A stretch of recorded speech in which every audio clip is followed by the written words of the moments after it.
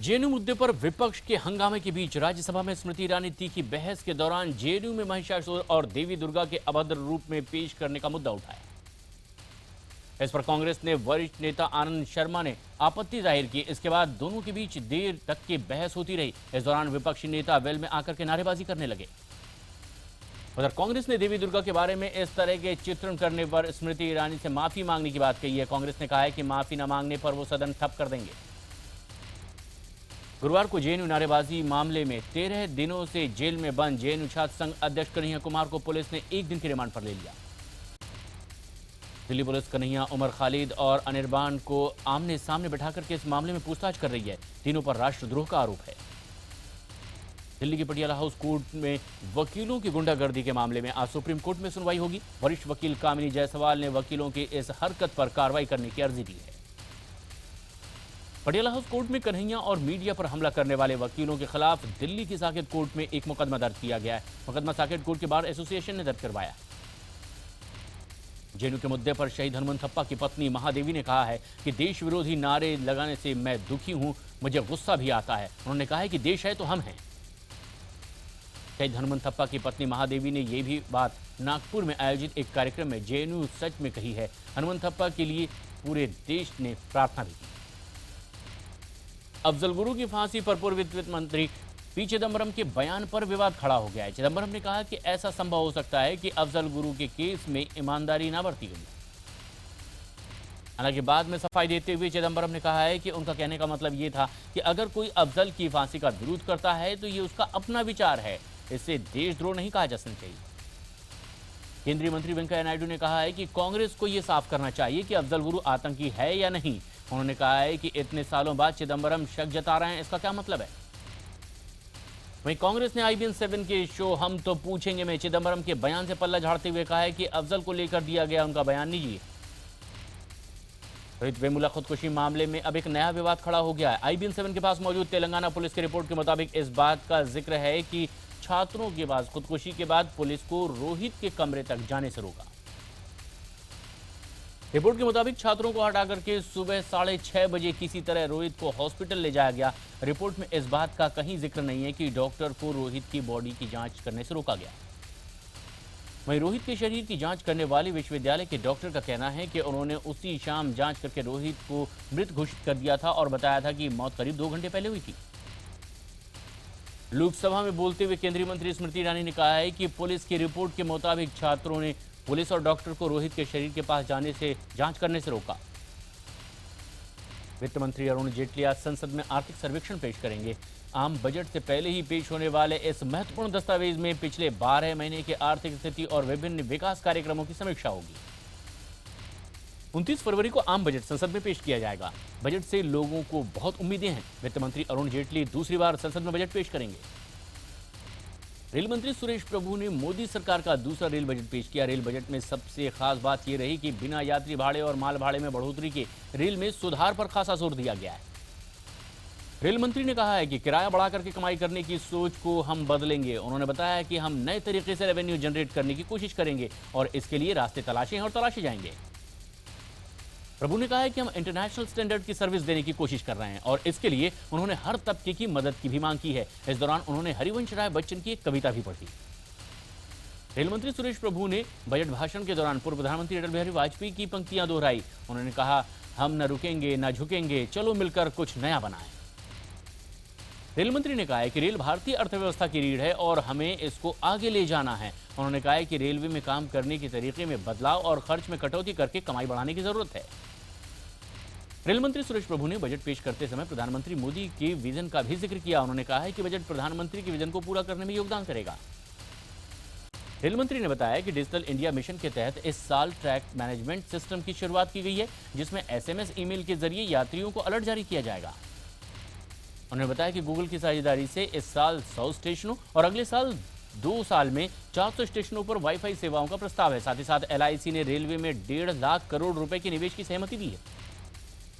Rail मंत्री ने अपने बजट भाषण में रेलवे के लिए विजन 2020 की योजना का खाका पेश किया। उन्होंने कहा है कि 2020 तक के मानव रहित फाटक खत्म कर दिए जाएंगे।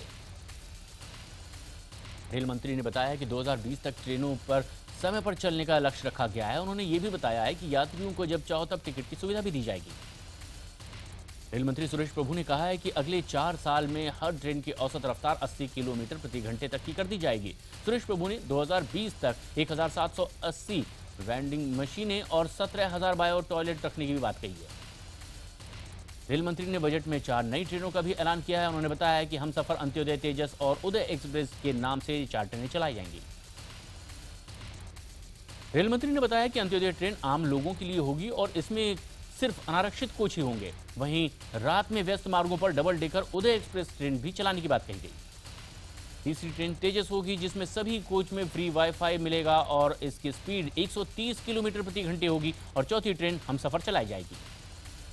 रेल मंत्री ने बजट में यात्रियों के लिए सुविधाओं पर जोर दिया है। ट्रेनों में यात्रा के दौरान अब SMS के जरिए कभी भी टॉयलेट की सफाई के लिए अनुरोध किया जा सकेगा। दिव्यांग लोगों के लिए इस साल 11A श्रेणी के स्टेशनों पर विशेष शौचालय बनाए जाएंगे। रेलवे के आरक्षण कोटे में महिलाओं को 33% आरक्षण दिया जाएगा।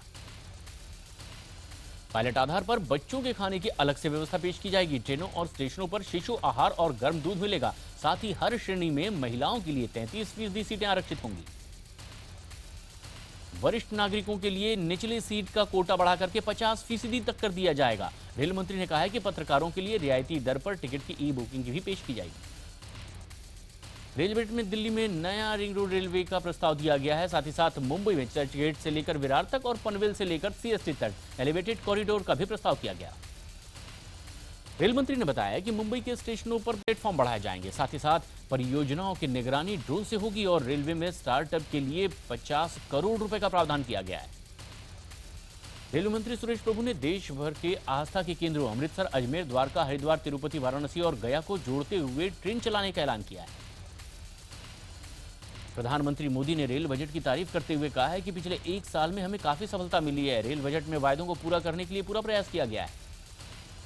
आम आदमी पार्टी ने रेल बजट की सराहना की है। आम आदमी पार्टी के प्रवक्ता संजय सिंह ने कहा है कि किराया न बढ़ाना अच्छा कदम है। वहीं महिला सुरक्षा पर भी कदम बढ़ाए गए हैं। पूर्व रेल मंत्री और कांग्रेस नेता पवन कुमार बंसल ने कहा है कि बजट में जिन बातों का जिक्र किया गया वो सालों पुरानी चीजें हैं। कांग्रेस ने कहा है कि सरकार के पास पैसा नहीं है, इसलिए नई ट्रेनें नहीं चलाई। पूर्व रेल मंत्री और RJD अध्यक्ष लालू प्रसाद यादव ने कहा है कि रेलवे की आमदनी घट गई है और खर्च बढ़ रहा है। भारत में एक रेलवे ही लाइफलाइन थी, मोदी सरकार ने उसे भी पटरी से उतार दिया। जाट आरक्षण की आग में रोहतक में हुई हिंसा पर हरियाणा सरकार ने अब SIT का गठन किया है और इसके अलावा रोहतक SP का दावा है कि इस मामले में अब तक के 69 लोग गिरफ्तार हो चुके हैं। हिंसा पर प्रशासनिक कार्रवाई करते हुए हरियाणा सरकार ने रोहतक के IG और जिले के 2 DSP अमित भाटिया और अमित दाहिया को सस्पेंड कर दिया है। जाट आंदोलन के दौरान कैथल के SDM मनदीप कौर का एक विवादित वीडियो सामने आया है, जिसमें वो भीड़ से कह रही हैं कि वो आरक्षण को बेकार नहीं होने देंगी ताकि कोई दूसरा इसका लाभ नहीं उठा सके। ड्यूटी के दौरान आरक्षण की पैरवी करने वाली कैथल की SDM मनदीप कौर पर बवाल मच गया है। सरकार ने तुरंत कार्रवाई करते हुए उनका ट्रांसफर कर दिया है। मुरथल में जाट आंदोलन की आड़ में महिलाओं के साथ हुए गैंगरेप के मामले में बड़ा खुलासा हुआ है। सुखदेव होटल के पास ये महिलाओं के फटे कपड़े मिले। पंजाब हरियाणा हाईकोर्ट ने इस मामले में पुलिस के रवैये पर कड़ी नाराजगी जाहिर की है। कोर्ट ने कहा है कि राज्य की बेटियां महफूज नहीं है। कोर्ट ने सरकार को रिपोर्ट पेश करने का आदेश दिया है। आरक्षण की आड़ में जाटों की हिंसा की एक तस्वीर अब सामने आने लगी है और यह तस्वीर रोहतक की है कि कैसे दंगाइयों ने गाड़ियों पर चढ़ चढ़ करके कार शोरूम में जमकर तोड़फोड़ की और बाइक को भी आग लगा दी। नई कारों को आग के हवाले कर दिया गया। तस्वीरों में भी साफ तौर पर देखा जा सकता है कि कैसे बाइक और कारें जलाई जा रही है। दंगाई कारों का शीशा तोड़ करके उससे सामान भी चुरा रहे हैं। रोहतक में हुई हिंसा के दौरान एक परिवार ने अपने 17 साल के बच्चे को खो दिया। परिवार का कहना है कि सेना के सामने दंगाइयों ने उनके बेटे को मार डाला। मुजफ्फरपुर में भारतीय किसान यूनियन के सैकड़ों कार्यकर्ताओं ने जमकर उत्पात मचाया है। उन्होंने जिले के मंसूरपुर थाने में कब्जा कर लिया और ये ड्रामा करीब 5 घंटे तक चलता रहा। यहां तक कि कार्यकर्ताओं ने थाने में भट्टी चालू कर दी और उग्र प्रदर्शन को देखते हुए थाने के सभी पुलिस वाले वहां से भाग गए। ये लोग अपने साथियों के खिलाफ चार्जशीट रोकने की मांग कर रहे थे। पटियाला हाउस कोर्ट की तरह इलाहाबाद में भी अब वकीलों ने आयसा सदस्यों की पिटाई की है। आयसा के लोग कन्हैया की गिरफ्तारी के खिलाफ प्रदर्शन कर रहे थे। बठिंडा में एबीवीपी के कार्यकर्ताओं ने दिल्ली के मुख्यमंत्री अरविंद केजरीवाल को काले झंडे दिखाए और केजरीवाल गो बैक के नारेबाजी भी की। इस वक्त पंजाब के दौरे पर केजरीवाल थे। दिल्ली पुलिस हिंदू सेना के अध्यक्ष विष्णु गुप्ता को दिल्ली से बाहर निकालने की तैयारी में है। इस बाबत पुलिस ने गुप्ता को दिल्ली से निकालने का नोटिस भी दे दिया है।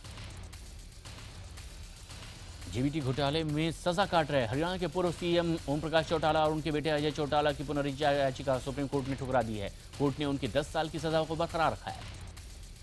रेलवे बजट में विशाखापट्टनम के कुछ लोग घोषणा न होने पर नाराज हैं और जोरदार प्रदर्शन कर रहे हैं। जब पुलिस उन्हें ठूस ठूस कर गाड़ी में भरने की कोशिश कर रही थी तो वो भागने लगे। संजय दत्त अच्छे व्यवहार के चलते 114 दिन पहले ही जेल से रिहा कर दिए गए। उन्हें 5 साल की सजा हुई थी। संजय जब पुणे के यरौड़ा जेल से बाहर निकले तो उन्होंने पहले अपना बैग नीचे रख करके दहलीज को नमन किया और उसके बाद जेल के ऊपर लगे तिरंगे को सलाम किया। संजय दत्त को लेने के लिए उनकी पत्नी मान्यता दत्त और फिल्मकार राजकुमार हिरानी पहुंचे थे। हिरानी ने संजू के जेल से निकलते ही पूरे लम्हे को शूट भी किया। घर पर पहुंचते ही उनके बच्चे उनसे गले लगते नजर आए। बच्चों की आंखों में आंसू देखे गए। उनके बाद मीडिया से बात करते हुए संजय दत्त ने कहा है कि वो आतंकवादी नहीं है। पुणे से मुंबई पहुंचने के बाद संजय दत्त सीधे सिद्धिविनायक मंदिर पहुंचे, जहां उन्होंने पूजा की और उसके बाद वो अपनी मां नरगिस की कब्र पर गए फूल चढ़ाने के लिए। लीकर किंग विजय माल्या फिर चर्चा में हैं। उन्होंने यूनाइटेड स्पिरिट के चेयरमैन पद से इस्तीफा दे दिया है। माल्या ने डीआईजीओ से 515 करोड़ रुपए लेकर के कंपनी का मालिकाना हक छोड़ दिया। हिमाचल प्रदेश में सोलन इलाके में एक भयानक सड़क हादसा हुआ है। इस हादसे में 8 लोगों की मौत हो गई है, जबकि 26 लोग इसमें जख्मी हुए हैं। बस में अचानक अपना संतुलन खो दिया, जिसके बाद वो खाई में जा गिरी। राहत और बचाव काम लगातार जारी। महाराष्ट्र के पालघर में स्कूल में खाना खाने के बाद में 200 से ज्यादा बच्चे बीमार पड़ गए हैं। बच्चों को खिचड़ी परोसी गई थी, जिसमें 17 बच्चों की हालत नाजुक बनी हुई है। उत्तराखंड के हल्द्वानी में फाइट के दौरान ग्रीड खली घायल हो गए। उनको इलाज के लिए हल्द्वानी के ट्रॉमा सेंटर में भर्ती करवाया गया। हालांकि खली अब खतरे से बाहर बताए गए। फाइट के दौरान ग्रीड खली और कनाडाई रेसलर बडे स्टिल के बीच में भिड़ंत चल रही थी और इसी दौरान खली पर कुर्सी से हमला कर दिया गया। खली के माथे पर 7 टांके लगे हैं। उनकी अगली फाइट देहरादून में होनी है और आशंका जाहिर की जा रही है कि खली इस फाइट में हिस्सा ना ले सकें। बिहार के दरभंगा में एक दरोगा शराब के नशे में सड़क पर झूमते हुए नजर आए। दरोगा जी की ये करतूत कैमरे में कैद हो गई।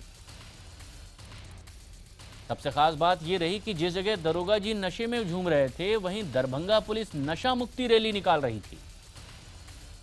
जम्मू कश्मीर पुलिस और सेना ने संयुक्त ऑपरेशन में जैश ए मोहम्मद के एक फिदाइन को बारामूला से गिरफ्तार कर लिया है। आतंकी पाकिस्तान के सियालकोट का रहने वाला है।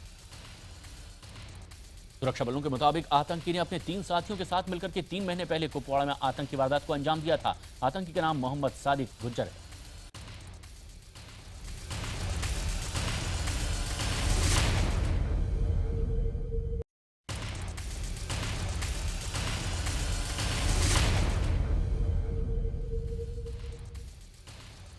पीलीभीत में गश्त पर निकले दरोगा सुभाष यादव के रिवॉल्वर लूटने के बाद उन्हें गोली मारकर उनकी हत्या कर दी गई। पुलिस ने आरोपी को पकड़ लिया है। पकड़े गए हमलावर ने गिरफ्तार के बाद खुद को विक्षिप्त दिखाने की भी कोशिश की है। दिल्ली से सटे गुड़गांव में चक्करपुर में रहने वाले 26 साल की युवती को बेरहमी से लाठी डंडों से पीट कर मार डाला गया। महिला गुड़गांव में एमजी रोड पर एक मॉल में बार डांसर थी। युवती के साथ रहने वाले दोनों मित्र वारदात मौके से ही गायब हो गए। मध्य प्रदेश के नरसिंहपुर में दलित छात्रा को पीटने का सीसीटीवी फुटेज सामने आया है। पुलिस ने 5 आरोपियों के खिलाफ मामला दर्ज कर लिया है। बदमाशों ने पहले पीड़िता को उसके हॉस्टल में घुसकर पीटा और फिर उसके बाद अपहरण करके उसे पीजी कॉलेज ले गए और फिर एक बार पिटाई की। यूपी के बलिया में छेड़खानी का विरोध करने पर हुई पिटाई से छात्रा बेहोश हो गई है। पुलिस ने मंचलों को गिरफ्तार कर लिया है। मध्य प्रदेश के विदिशा में 2 स्कूली छात्राओं पर चाकू से हमला किया गया। लड़की ने चिल्लाया, भीड़ जुटाई और फिर हमलावर को पकड़ लिया गया। लुधियाना में एक नाबालिग लड़की का बलात्कार करने के बाद उसे जिंदा जला दिया गया। पुलिस ने 4 लोगों को हिरासत में ले लिया है। लखनऊ में इंजीनियरिंग के एक छात्र ने फांसी लगा करके जान दे दी है। छात्र ने खुदकुशी के लिए अपने कॉलेज के प्रोफेसर को जिम्मेदार ठहराया है। बिहार के मुंगेर में रंगदारी न देने पर एक शख्स पर गोली चला दी गई। हालांकि वो बाल बाल बच गया है। बाद में लोगों ने हमलावर को पकड़कर पिटाई की। आज सच्ची घटना पर आधारित मनोज वाजपेयी की फिल्म अलीगढ़ रिलीज हो रही है। ये फिल्म होमोसेक्सुअल पर आधारित है। फिल्म कपूर एंड सन्स का दूसरा गाना रिलीज कर दिया गया है। इसे लोग काफी पसंद भी कर रहे हैं। भारत की सबसे महंगी फिल्मों में अब रोबोट 2 का नाम शामिल हो जाएगा। इस फिल्म का बजट 350 करोड़ रुपए रखा गया है। अक्षय कुमार की आने वाली नई फिल्म रुस्तम का फर्स्ट लुक जारी किया गया है, जिसमें अक्षय एक नेवी ऑफिसर के रोल में नजर आए रहे। तुर्की में हजारों लोगों ने सरकार के खिलाफ उग्र प्रदर्शन किया है। प्रदर्शनकारियों को रोकने के लिए पुलिस ने आंसू गैस के गोले छोड़े और वाटर कैनन का भी इस्तेमाल किया। ट्विटर और फेसबुक से नाराज आतंकी संगठन आईएस ने एक वीडियो जारी करके सोशल नेटवर्किंग साइट्स के सीईओ को जान से मारने की धमकी दी है। सीरिया के दारिया मीडिया सेंटर में हवाई हमले का एक वीडियो जारी किया गया है। मीडिया सेंटर के मुताबिक यह वीडियो दमिश्क के दारिया इलाके में हवाई हमले का है। एशिया कप T20 में श्रीलंका ने रोमांचक मुकाबले में यूएई को 14 रनों से हरा दिया। श्रीलंकाई गेंदबाजों के आगे यूएई के बल्लेबाज बेदम नजर आए। शानदार बॉलिंग करने वाले श्रीलंकाई कैप्टन मलिंगा को मैन ऑफ द मैच चुना गया। उन्होंने 4 ओवर में 4 विकेट झटके।